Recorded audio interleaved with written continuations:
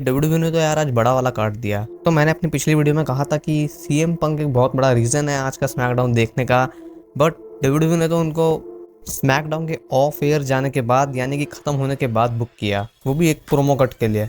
भाई जब Cody Rhodes draft pick कर सकते हैं तो यार सीएम पंक भी तो कर सकते थे। और सही में यार स्मैकडाउन खत्म होने के बाद लगाना कि भाई 2 घंटे बर्बाद हो गए, बट स्मैकडाउन बढ़िया थी इसलिए मुझे ज़्यादा कोई फर्क पड़ा नहीं। और मंडे नाइट रॉ में तो सीएम पंक आ ही जाएंगे। तो आज की इस वीडियो में बात करने वाले हैं ड्राफ्ट की पहली नाइट जो कि स्मैकडाउन में हुई थी उसके बारे में। और 3 नए मैचेस भी सेट हो गए हैं बैकलैश के लिए। और विंस मैकमैन और निक खान का भी क्या टाइम आ चुका है डब्ल्यूडब्ल्यूई से जाने का, इसके बारे में बात करेंगे। और डोमिनिक मिस्टीरियो हो चुका है इंजर्ड और उनका रिटर्न कब तक होगा, और क्या पीजी एरा ऑफिशियली ओवर हो चुका है, इसके बारे में बात करेंगे। और चलिए शुरू करते हैं बिना किसी देरी के। तो चलो स्मैकडाउन से शुरू करते हैं। तो स्मैकडाउन की शुरुआत होती है ड्राफ्ट पिक से नहीं, इंस्टेड कोडी रोड्स और एजे स्टाइल की कॉन्ट्रैक्ट साइनिंग से। मेरे हिसाब से ड्राफ्ट के राउंड भी पहले हुए आते तो ज़्यादा कोई फ़र्क पड़ता नहीं, बट कॉन्ट्रैक्ट साइनिंग होने से पहले हमें एक मेजर चीज़ देखने को मिलती है बैक स्टेज में, और वो होती है ब्लड लाइन से रिलेटेड। पॉल हेमन कहते हैं कि रोमन रेंस ने अपने आप को विड्रॉ कर लिया है ड्राफ्ट से, और अब वो किसी भी ब्रांड में ड्राफ्ट नहीं होने वाले हैं, क्योंकि ऑब्वियसली वो रिटर्न नहीं करेंगे, आगे जाके थोड़ा ब्रेक लेंगे इसलिए। बट मेरी मानो तो रोमन रेंस स्मैकडाउन में रहने वाला है, क्योंकि जहाँ पे ब्लड लाइन होगी वहाँ पे डेफिनेटली रोमन रेंस तो होंगे ही होंगे।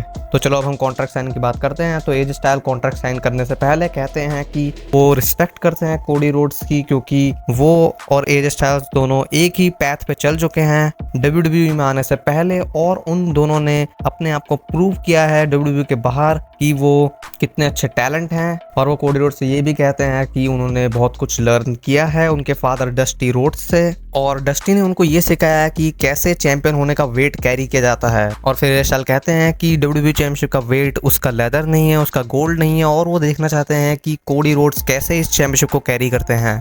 और फिर एज स्टाइल्स कॉन्ट्रैक्ट साइन कर देते हैं, और फिर कोडी रोड्स माइक लेते हैं, और वो शुरुआत में वही कहते हैं जो कि वो हमेशा कहते हैं, Cincinnati what do you want to talk about. और फिर कोडी कहते हैं कि स्टाइल्स को लगता है कि वो इस चैंपियनशिप का वेट कैरी नहीं कर सकते हैं, और उसके रिप्लाई में कोडी रोड्स कहते हैं कि it isn't about winning it, it's about keeping it. और बैकलैश में उनके लिए ये एक ड्रीम मैच नहीं होने वाला है, ये उनके लिए होगी एक मस्ट विन। फिर कोडी रोड्स उनको अपना हाथ देते हैं हैंडशेक के लिए, बट एज स्टाइल्स माइक उठा के कहते हैं कि उनको बहुत अच्छा लगा था कोडी रोड्स को अपनी स्टोरी खत्म करते हुए देख के, बट एजे कहते हैं कि ये एक शेम होगी कि उनका टाइटल रेन बैकलैश में ही खत्म हो जाएगा। और फिर वो हैंडशेक करते हैं और कॉन्ट्रैक्ट साइनिंग यही खत्म हो जाता है। और इसके बाद कोडी रोड्स जब जाहिर होते हैं तभी उनके बिहाइंड आ जाते हैं the game triple H, obviously drafts की पिक बताने के लिए। ये काम कोडी रोड्स भी करते हैं उनके साथ, और तुम देख सकते हो ड्राफ्ट्स के रिजल्ट जेउस और रॉ में गए हैं। शायद रॉलिंग भी पहले से रॉ में थे, वो भी रॉ में ही हैं। कार्मेलो है स्मैकडाउन में आ चुके हैं एनएक्सटी से। एज स्टाइल्स रैंडी ऑर्टन जाते हैं स्मैकडाउन में, एले नाइट और ब्लड लाइन जाते हैं स्मैकडाउन में, और रॉ में जाते हैं रिकोचेट और शेमस। और इसके बाद कार्मेलो हेयर्स चैलेंज भी कर देते हैं कोडी रोड्स को मेन इवेंट के लिए, जिसे कोडी रोड्स एक्सेप्ट भी कर लेते हैं।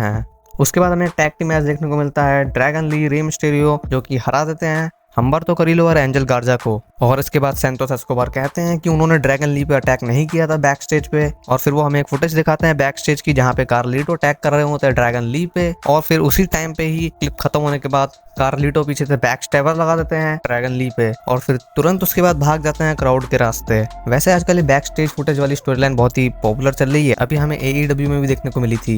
और फिर हमें बैक स्टेज में सोलो सिकावा टामाटोंगा दिखते हैं, वो पॉल हेमन से बात कर रहे होते हैं ड्राफ्ट के बारे में, बट तभी केविन ओवंस अचानक से टामाटोंगा पे अटैक कर देते हैं। और फिर उसके बाद एक ब्रेक हो जाता है, बट ब्रेक खत्म होने के बाद हमें टामाटोंगा और केविन ओवंस रिंग के अंदर आते हुए दिखते हैं, बट सोलो सिकावा वहां पर आ जाते हैं टामा को बचाने के लिए। और फिर वो दोनों मिलकर अटैक करते हैं केविन ओवंस पे, बट रैंडी ऑर्टन सेव कर लेते हैं, और फिर टामाटोंगा और सोलो सिकावा चले जाते हैं, और ये टैग टीम मैच सेट हो जाता है बैकलैश के लिए। और ये मैच बहुत ही एक्साइटिंग हुआ, क्योंकि टामाटोंगा का फिनिशर भी RKO जैसा ही है, और उन्होंने अभी तक अपना फिनिशिंग मैन्यूवर यूज भी नहीं किया है, जो कि और एक्साइटिंग बनाता है कि क्या होगा उनका फिनिशर, जो कि हमें बैकलैश में पता चल जाएगा। तो उसके बाद नाओमी और टिफनी का एक 1-on-1 मैच होता है नंबर 1 कंटेंडरशिप के लिए, WWE वुमेन्स चैंपियनशिप के लिए, जो कि एंड हो जाता है ना नो डिस्क्वालिफिकेशन, जब नाया जैक्स अटैक कर देती है आउटसाइड द रिंग बेली पे, बट नाओमी वहां बचाने के लिए आती है और वो उन पे भी अटैक कर देती हैं। और फिर टिफनी इसका फायदा देख के दोनों नाओमी और बेली पे मून सॉल्ट लगा देती हैं। और इसके बाद जैसा कि मैंने कहा था एक triple threat tag team match set भी हो जाता है।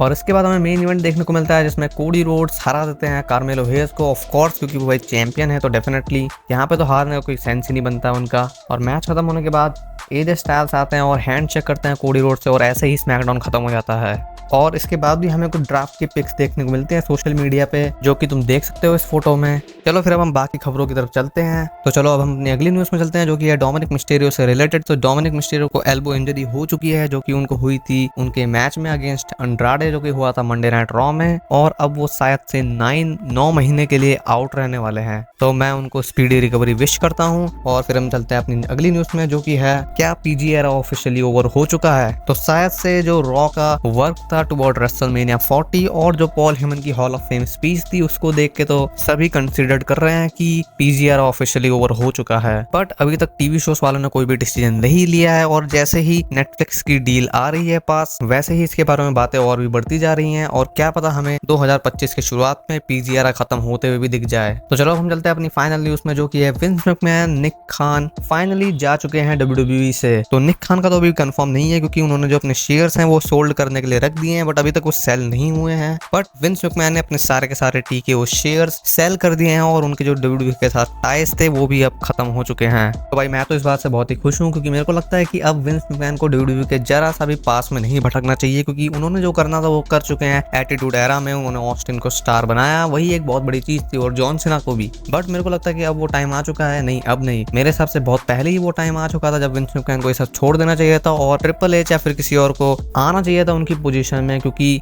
विंस मैकमैन WWE को ऐसा बिजनेस देखते हैं, ना कि ऐसा स्पोर्ट्स, और उनका एम सिर्फ पैसा कमाने का है इसके जरिए, जो कि वो मेरे हिसाब से इतना कर चुके हैं कि अब उन्हें कोई जरूरत ही नहीं है करने की। तो क्या रीजन है अब उनका WWE के साथ रहने का। और हमने ये भी देख लिया है कि ट्रिपल एच के हाथों में WWE कितना अच्छा कर रही है, तो ये देखने के बाद तो डेफिनेटली अब कोई भी रीजन नहीं है कि विंस मैकमैन अब वापस आए। तो विंस मैकमैन को तो मैंने थैंक्स तभी कर दिया था जब उन्होंने रीसाइन किया था WWE से 2022 में, बट अब तो उनको थैंक्स कहने का भी कोई रीजन नहीं है। अब तो मैं सिर्फ उन्हें एक ही चीज कहूंगा, और वो है गुड बाय विन। तो आज की इस वीडियो के लिए सिर्फ इतना ही। अगर आपको वीडियो अच्छा लगा हो तो वीडियो को लाइक कर देना, और ऐसे ही और वीडियोस के लिए चैनल को सब्सक्राइब भी कर दो, और मिलते हैं अगले वीडियो में। तब तक के लिए goodbye and good night.